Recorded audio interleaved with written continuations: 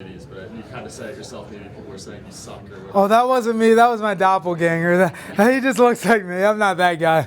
Well, how does it feel to come in here and kind of prove yourself and get an actual win in actual UFC? It feels awesome to get an actual win in the UFC. It feels incredible. I might have proved the people that said I'm awesome right more so than proving myself. But yeah, it feels incredible. Were you surprised that one of the judges scored that fight a draw? No, not really. I maybe would have, yeah.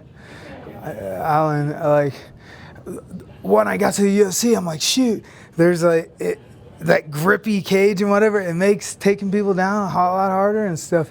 And it's a little different, yeah. Yeah, obviously going through the show, you know, with Allan being around today, did you feel pretty confident in this matchup going in there?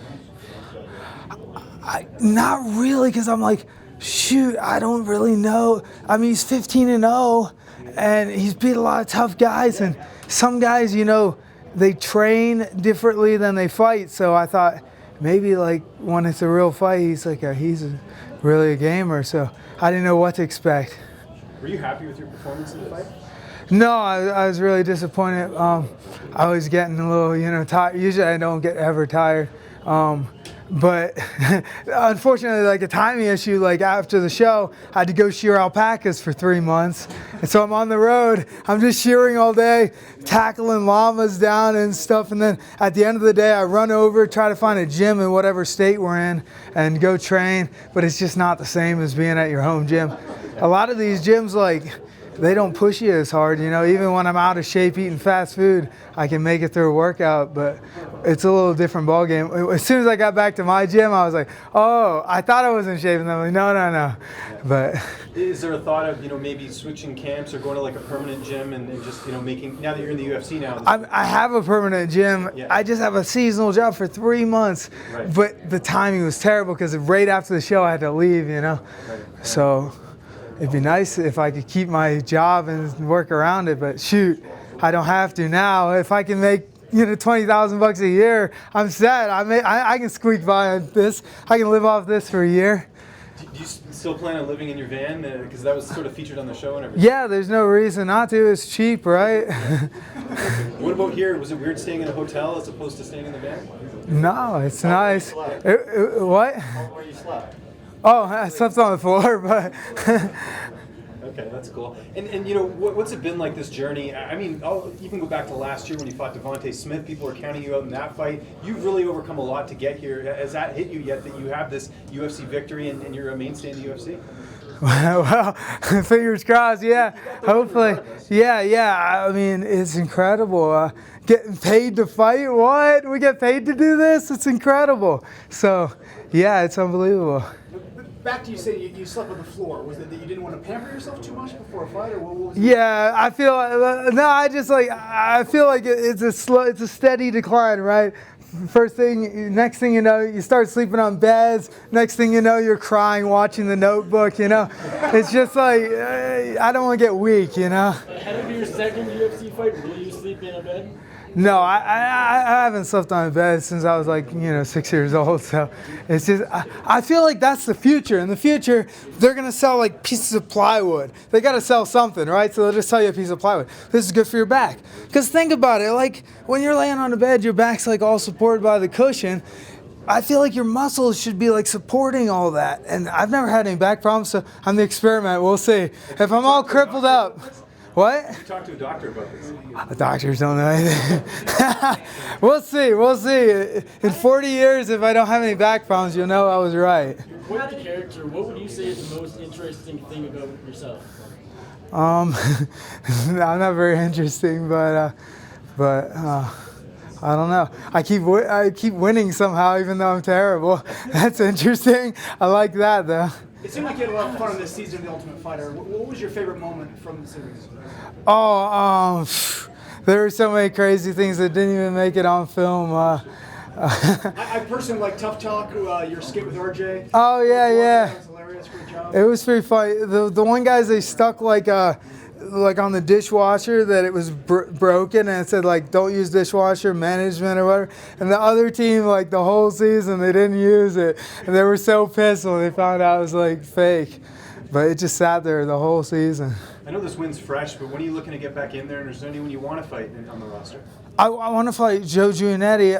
I hate, anytime I get a loss, I'm like, shoot, I know, change one tiny little detail and it's a totally different fight. And I mean, people are justified in thinking I'm terrible, right? I went out there, I got choked out in 3 seconds. They're like, oh, obviously this guy has no jiu-jitsu. I'd like to prove that I have some jiu-jitsu. Like, okay, my striking is terrible, I'll give you that, but I have something. So I'd love to have a chance to redeem myself and get that fight back. Regardless of the outcome tonight? Yeah, I don't care who wins. I'd like to fight him. I'd love to. How are you celebrating tonight? Nothing. I don't know. Hopefully I can go train somewhere. Maybe, sightsee a little bit, or? I don't know. Maybe if my sister wants to. I'm gonna try to find some place to train. Go over to Couture's or something. I really think like I don't see Cormier taking him down. I mean, I see Stipe maybe taking Cormier down.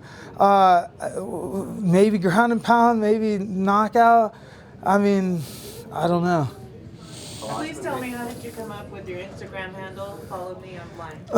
My friend was like, hey, you need to get on Instagram and whatever. I was like, well, I don't know what it is. And he's like, I'll set you up for Instagram. And so I was like, he's like, what do you want your name to be? And I was just, well, I need followers because I need people to follow me so that I can become famous and I can get in the UFC. So I was like, I'll just make it follow me, I'm blind. Like the blind leading the blind, so.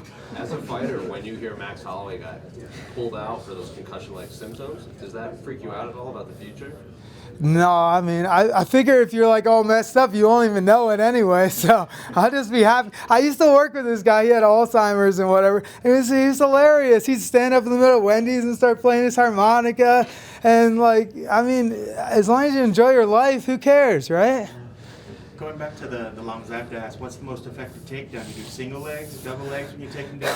And do you take it like the Rocky training in the woods? Do you use those moments to try to train yourself? It does give you a little confidence when there's these things that are called gunakas, they're called, and they're like this tall and they're just wild, and like they'll jump like 6-foot fences, and like you have to run through the field and just wear them down, and eventually you catch a hold of them. They just buck around, drag you through the field. Eventually you take it down. But it gives you a little confidence, like, hey, I took this giant fire-breathing beast down with 4 legs. I should be able to take a guy down. But unfortunately, people are a little smarter, so it doesn't always work. What has been the most exciting thing that you've done this week here in Las Vegas? Have you gone out and done anything interesting? I get to fight. I mean, pretty much I just like fighting. That's it. I'm really actually very boring. I just like to fight, and but after this, I'm gonna help my friend. He has a rotten wooden sailboat. We're gonna try to sail it to New York. So that's exciting. What? Well, I convinced him. I'm like, this is the only bit of time I have. So I convinced him, let's go now. So we'll see if we survive. You were a little winded in the Octagon after the fight. We didn't get to hear the full alpaca, scream. Can you give us one now? Oh, it's terrible. I'm really terrible at it. You gotta look up like online what they actually sound like. But it's like, it's like a warning call. They like try to let the other animals know there's danger. So, so I'm sorry, I can't. I'm too hoarse. My voice is too low. It's really high pitched and scary sounding. Thank you. Okay, thank you guys.